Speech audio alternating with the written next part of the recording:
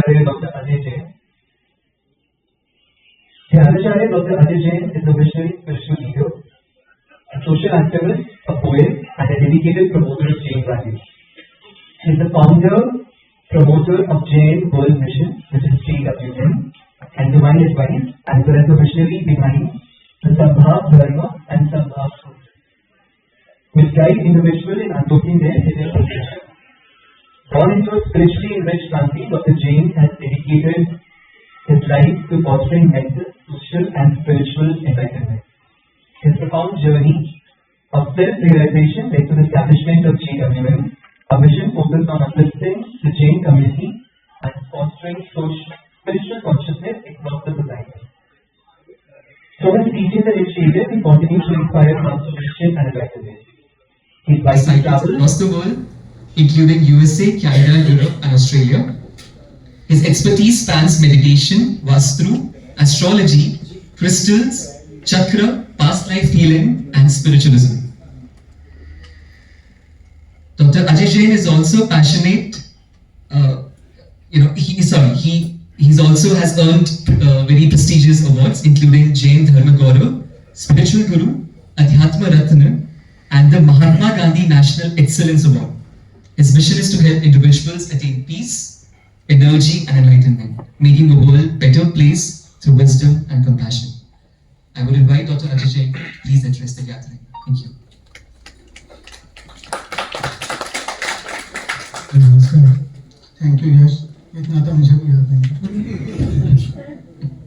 मंच पर बैठे गोस्वामी सुशील जी महाराज, आदरणीय सलीम जी, फादर थॉमस और एमपी राजू जी और आप सभी सज्जनों को नमस्कार। आज मुझे ये मौका दिया कि मैं यहाँ कुछ अपनी बात कह सकूँ, उसके लिए फादर आपका बहुत बहुत धन्यवाद। और इनको जब फादर कहता हूँ तो काम तो नजर नहीं आता, तो एक मैसेज नजर आता है कि ज्ञान और कर्म किन्हीं वस्तुओं का मोहताज नहीं। आप डेजिग्नेटेड फादर हैं, लेकिन आप अपनी सर्विसेज चर्च पे ना देकर समाज को दे रहे हैं, और आज से नहीं दे रहे, कितने ही वर्षों से दे रहे हैं। और ये तभी हो सकता है जब आदमी के अंदर एक इरादा होता है, इंटेंशन होती है, और वो इंटेंशन इम्प्लीमेंटेशन में भी बदलती है। मैंने देखा है कि पिछले तकरीबन 10 साल पहले जब इस इंस्टीट्यूट की शुरुआत हुई, तो मैं भी लगभग तभी फादर से जुड़ा था, और लगातार इनके कार्यक्रमों में जब इन्हें लगा कि मेरी उसमें कुछ भागीदारी हो सकती है, तो आपने मुझे इनवाइट किया और मैं गया और बहुत अच्छा लगा। और इनफैक्ट किसी भी प्रोग्राम को करने का, किसी भी टॉक को करने का एक बड़ा यूनिक तरीका है। आप एक राउंड टेबल कॉन्फ्रेंस करते हैं और सभी को एक दो तीन बार बोलने का मौका देते हैं और समअप करते हैं पूरा, और फिर अगर जरूरत होती है तो उस टॉक को आगे अगले सेशन में भी ले जाते हैं और दोबारा भी करते हैं। तो ये जो कंसिस्टेंसी है पिछले 10 साल से जो मेंटेन की हुई है, मेरे ख्याल में इसके लिए आप बधाई के पात्र हैं। और मैं जो स्मारिका देख रहा था तो अपने आप को भी बधाई दे रहा था कि मेरा नाम उसमें कई बार था। इसलिए था क्योंकि मैंने कई प्रोग्राम अटेंड किए और आपने एक का लेखा जोखा रखा हुआ, बहुत संभाल के रखा हुआ है, शायद किसी कंप्यूटर की मेमोरी की तरह, कि उसमें जो मैंने बोला या स्वामी जी कार्यक्रम में साथ में रहे, सभी जी रहे, तो जिन्होंने जो भी बोला वो यूं का यूं उसमें लिखा हुआ है उस मीटिंग के मिनट्स में। तो ये एक साधारण बात नहीं है, आदमी छोड़ देता है, कहता है ये तो प्रोग्राम हम करते ही रहते हैं, कोई बात नहीं, एक को नहीं अगर हमने मिनट्स किया तो कोई बात नहीं। लेकिन आपने ऐसा नहीं किया।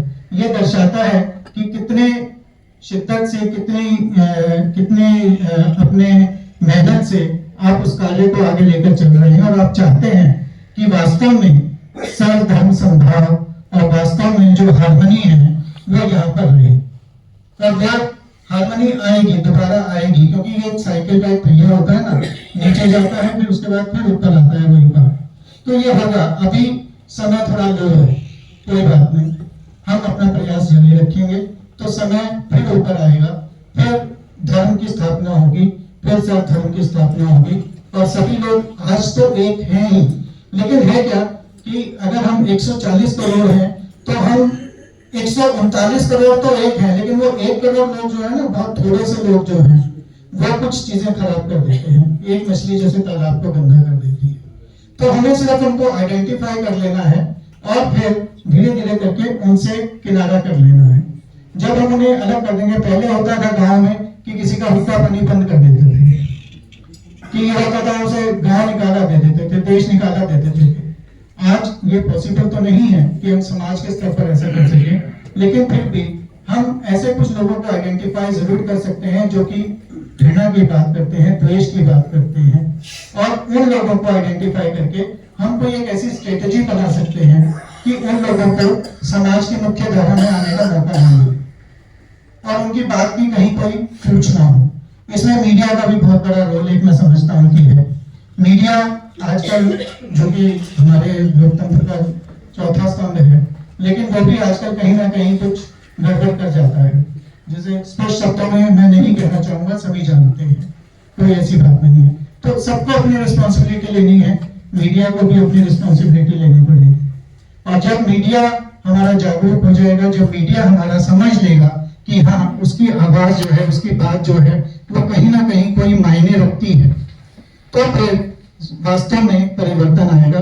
और मीडिया अपने आप को अगर एक पॉजिटिव रिपोर्टिंग करेगा, अगर एक पॉजिटिव बात करेगा, तो मेरे ख्याल में समाज भी पॉजिटिव हो जाएगा। आपने सोवेनियर में बहुत सभी प्रोग्राम्स को जैसे कवर किया, और इसका मैं लोगो देख रहा था, रेनबो, जिसमें 7 रंग हैं और 7 रंग मिलकर रेनबो बनाते हैं। स्वामी जी ने कहा कि इस देश में 7 माइनॉरिटीज हैं, तो स्वामी जी ये 7 रंग जो है ना, वो 7 माइनॉरिटीज हैं, और उनके ऊपर रेनबो आप हैं, सनातन हिंदू जो सबसे बड़े हैं। तो आप हमारे साथ होंगे, हम आपके साथ होंगे, तो मेरे ख्याल में ये रेनबो जो है ना पूरी दुनिया में चमकेगा, पूरी दुनिया में समझ आएगा कि हाँ। लेकिन उस रेनबो को देखने के लिए भी क्या चाहिए, एक प्रॉपर एंगल चाहिए।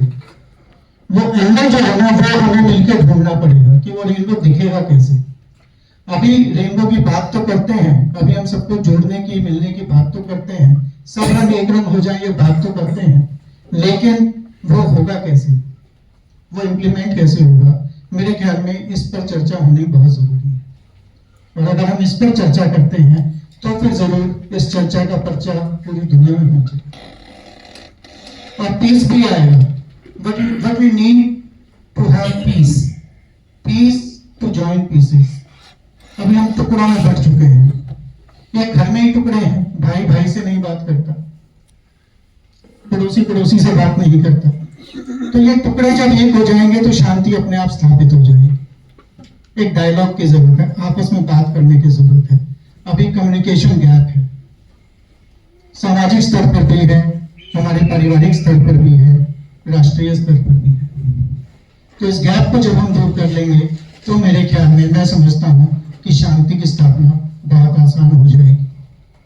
क्योंकि कभी कभी मीडिएशन करता है तो पता लगता है कि सामने वाले की ये बात तो इस तक पहुंची नहीं, मिस्टर ए ने जो कहा मिस्टर बी तक पहुंचा ही नहीं कभी, क्योंकि हमने सामने तो बात की नहीं, या किसी ने पहुंचा दी तो तोड़ मरोड़ के पहुंचा दी। जैसे बीच में एक मीडिया बैठा हुआ, उसने किसी ने कहा कुछ, उसने कहे किसी और तरीके से दिया, तो बात खराब हो जाती है। तो इसलिए सभी को मिलजुल कर चलना होगा, मिलजुल कर काम करना होगा।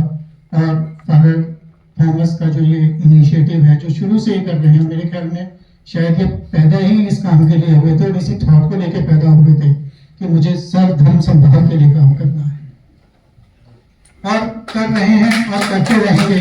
और मैं व्यक्तिगत रूप से आपको कहना चाहता हूं कि मेरी जहां भी, जिस तरह से भी, जैसी भी आपको आवश्यकता होगी, मैं सदा आपके लिए तत्पर हूं, तैयार हूं और समर्पित हूं। अंत में एक बात कहूंगा कि जो शायद संभाव को अच्छी तरह से, जिससे हम समझ सकते हैं या एकता के भाव को समझ सकते हैं, वो ये है कि जैन धर्म में एक जिन सूत्र है जिसमें कहा गया है, जम इच्छसी अपनत्व जम च न इच्छसि अपनत्तो तम इच्छ परस्य वीय एतियं जिन शासन, कि जो तुम अपने लिए चाहते हो वही दूसरे के लिए भी चाहो, और जो तुम अपने लिए नहीं चाहते वो दूसरे के लिए भी मत चाहो। यही जिन शासन है। तीर्थंकर का यही उपदेश है, जियो और जियो।